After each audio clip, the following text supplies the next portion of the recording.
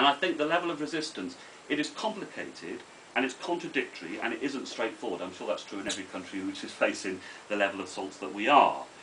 But is there a growing mood to actually resist? I believe there is. There's no question about that. And if I look about the last year and a bit, I'll tell you what was the key thing for us. The students. The student revolt in Britain, you know, it fell out of the blue. It came out of the blue. I won't give you the ins and outs of why it happened in terms of what had happened. It was very nasty, particularly on working class students go into what we call A-levels, FE colleges, not the universities on below. Huge assaults on it. And out of what seemed like nothing was this very, very militant, very widespread student revolt, which was aggressive. Brilliantly so. I mean, the highlight for most people in our country, I think, was watching, I was in work watching it on the news, or whatever on the news, and there was horror on this BBC report. It was Prince Charles and Camilla in costume. I mean, what they were doing out in the West End in the middle of the riot, I got no idea. I think the chauffeur took a left turn, he took a thing a right. But, you know, the very thought that people banging on their doors and he's waving, you know, the plebs are there. And horror. I tell you what, I was in work thinking, people cheered. They loved it. They absolutely loved it. The students' revolt was very, very popular. In a way it wouldn't have been, I don't think, amongst mass of workers. In the honest truth, in 34, I mean, John would be better. I think 40 years ago there would be quite a layer of working people who go, privileged bloody students, all that. You know what I mean? Actually, there were people on the telly going, about time. It's about time people stood up themselves and other students did. And it did start to shift the terrain. And therefore, the student revolt happened. And then March last year, about a year ago, the TUC, under huge pressure, the TUC is the head of the coordinating body of all the trade unions in Britain, okay? Let's put it this way. The previous summer, the TUC response to the election of a coalition government, which was open about what they were going to do, the TUC, the leadership of the trade union movement in Britain, their response was, I'll tell you what we'll do. Let's invite David Cameron to come and speak to us at our conference. That's what they wanted to do. There was uproar in the trade union movement, right? But that's what they thought this was a good strategy, you know. Invite the murderer, basically, to dinner. That got kicked back. They were forced then to call a demonstration.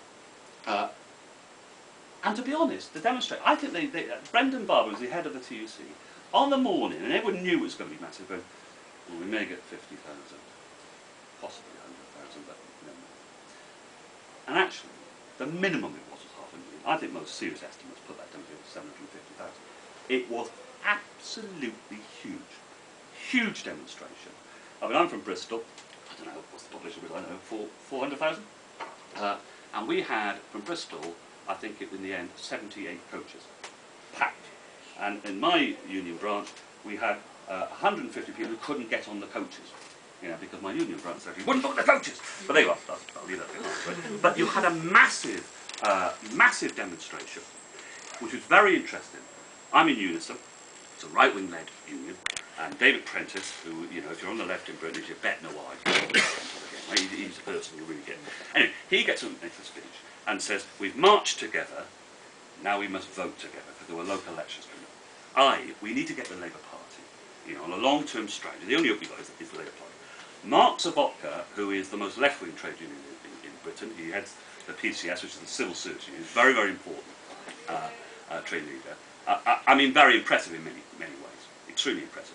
What was interesting, he got up and said, we've marched together, he was taking the mick out of sort of Prentice, would it be good if we strike together? And he got a huge cheer. You could feel. Len McCluskey, head of Unite, which I know Unite are in Ireland, he got up, you know, you've got to think this. He said, there is protest today, part of this demonstration, down by the Ritz and, Vodafone, people called UK Uncut, I don't know if you know UK Uncut, anti-corporate greed people, brilliant. My warning to the police, keep your grubby hands off our kids. For the head of Unite to speak in this way is sort of, people couldn't believe it. So you had that feeling on that demonstration, something was starting to kick off. It then involved a very, very big argument about what we were going to do. And what happened is the big unions, including Unite, Len McCluskey can talk a very, very good game, he doesn't always deliver, right? Often he doesn't deliver, he talks left, but doesn't often see it through. Nonetheless, there was a big argument, I won't go into the details, big argument about how do we resist. Mark Zabotka, head of the Civil Service Union, the National Union Teachers, big teaching union in Britain, and the college lecturers, UCU, don't worry about the You know, these group of workers said we're going to go on strike. And on June the 30th last year, they went on strike. It was probably about 750,000 workers. It was very, very important. Extremely important because it showed a level of resistance. Regionally, the demonstration was very big. The mood on the picket lines was excellent. And it actually put a spotlight onto Unison, my union, the big union, the GMB, which is the manual side in public sector, and Unite. What are you going to do? What are you going to do? And in every union branch, I'm in Unison, in every union branch up and down Britain, there was this row. They're going out, what are we going to do? We've got to show solidarity. There was this tension. And I tell you, Prentice, head of Unison, you know, along with Unite, the biggest union, he didn't know what to say. He didn't know what to say. And therefore, he then, under pressure from that strike and from below, and the fact that he was desperate for the government to do a deal on pensions, give me something. What was apparently said, because of Vodka, who, we have our differences, I'll tell you in a minute, right? But he's quite friendly to the Socialist Workers' Party. Okay, and he tells you, because of the inside track, things like at one TUC meeting, the build-up, Len McCluskey, head of Unite, said to Prentice, what about it? Why don't you bring him out and I'll bring him out? And it ended up, the discussion didn't end up in an argument, it ended up nearly in a fist fight. Both had their jackets off. Brendan Barber, the TUC General Secretary, intervened like a referee in a boxing match. Things were tense. They were very, very tense. And what happened then is they called the strike for November the 30th. Big yes votes to go on the strike. But they also had a mind that they wanted to mobilise. And Prentice in my union, Unison, they seriously wanted to get a big yes vote. They want to get yes vote. In the hope that the government would give them anything. And round the table they were saying, you have to give me something to go to my members. Please give me anything to go to the members. Almost begging them. And they wouldn't. The government took a very, very hard line. So the union leaders at the top big unions were in this vice. The government's giving nothing and there's growing pressure from below. And therefore they called a strike November 30th. And that was, I think by most people's estimates, and in terms of one day, probably the biggest strike in Britain since 1926, the general strike. Okay. Probably around about 2.5 million workers were on strike. I'm in Bristol, city of 400,000. We had 20,000 traders on the demonstration. It was huge. Down the road in Bath, which if anyone's been to Bath in southwest of England, is a very, poor place, not, right? 4,000 on the demonstration. Truro in Cornwall, in the middle of nowhere, had 4,500 on the demonstration. The TUC estimated in Britain there were 1,000 demonstrations across Britain. They were estimating around about 800,000, possibly 1 million people demonstrating. So it was a very, very big day for our movement, and it was a feeling that things were starting to move in our direction.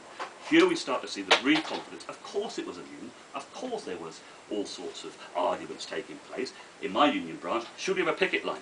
Had to win on, because people hadn't done it for years. Had to win. Yes, we need a picket line. Why didn't we go for the argument? Okay. And then my deputy branch secretary said, you know what I think we should say?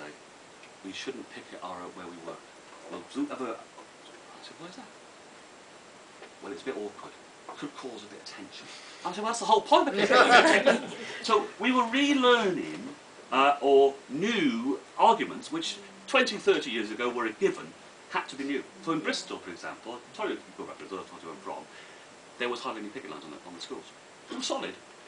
Don't want to upset people. I don't want the school's closed. I mean, if anyone's very upset, the parents are going to be, and the parents weren't upset. Secondly on the day, BBC, shocked, opinion poll, we done an opinion poll on today's strike. It looks like, you see the newscast on Twitter, 68% of Britain supports the strikes. It went across everything the Tories were saying in the press. Everyone's going to be unpopular. People worried about that strike. No one's going to like us. Everyone hates us. People flagellate themselves. So on and so forth. So that was a big turning point. And what we were demanding, not just the SWP, but the left, name the day for more. We have to put the screw on these people. You had a sense in that day that the government was on the back foot. Cameron went on telly and said, it's all been a damp squib. And the newscaster said, if it's a damp squib, how come, 4,700 schools are shut? And the next day he didn't apologise, he said, well, okay, it was a bit bigger than I thought, right? So on and so forth. I'll give you one anecdotal thing, because we got this from via Mark Vodka, because you get leaks for the top civil service, right? Which is a good point, Bradford, which I'll come to in a bit, because we had a big political thing last week in Bradford, which you may or may not know about. In Bradford, they had a report about the strike, and they said they were worried about the level of solidarity. starting to happen in Britain. They said the postal workers, they don't cross the picket line, but they never do. Good. But we have started to notice gas workers refusing to cross the picket line, electricity workers refusing to cross the picket line. And in Bradford, a bus driver was driving his bus down the high street.